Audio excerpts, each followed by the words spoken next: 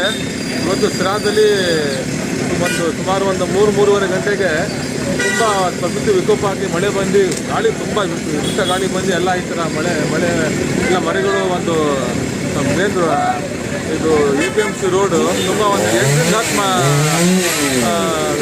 ಮರಗಳು ಬಿದ್ದಾವೆ. ಇವಾಗ ನಾವು ನಗರಸಭೆ 4 ಗಂಟೆಯಿಂದ ನಾನು ಇಲ್ಲಿದ್ದೀನಿ. ನಮ್ಮ ಸ್ಟಾಫ್ ನಗರಸಭೆ ಎಲ್ಲರೂ ಬಂದು ಆಮೇಲೆ ಇವರು ಫಾರೆಸ್ಟ್ ಸರ್ಪಂಚೆಲ್ಲ ಕ್ಲಿಯರ್ ಮಾಡ್ತಾ KEBನವರು ಇದ್ದಾರೆ, ಅವ್ರಿಗೆ ಸೂಚನೆ ಕೊಟ್ಟಿದ್ದೀನಿ ನಾನು. ಎಲ್ಲ ಕ್ಲಿಯರ್ ಆದ ತಕ್ಷಣ ಏನು ಕಂಬಗಳು ಬಿದ್ದಾವೆ, 8-10 ಕಂಬಗಳು ಬಿದ್ದಾವೆ, ಅದನ್ನು ತಕ್ಷಣ ಕ್ಲಿಯರ್ ಆದ ತಕ್ಷಣ ಮರದು ಅದನ್ನು ರೆಡಿ ಮಾಡ್ತಾ ಇದ್ದಾರೆ. ಅವರು ಇದ್ದಾರೆ, KW JE ಎಲ್ಲ ಅವರು ಇದ್ದಾರೆ. ಸರ್, ಎಷ್ಟು ಮರ ಬಿದ್ದಿದೆ?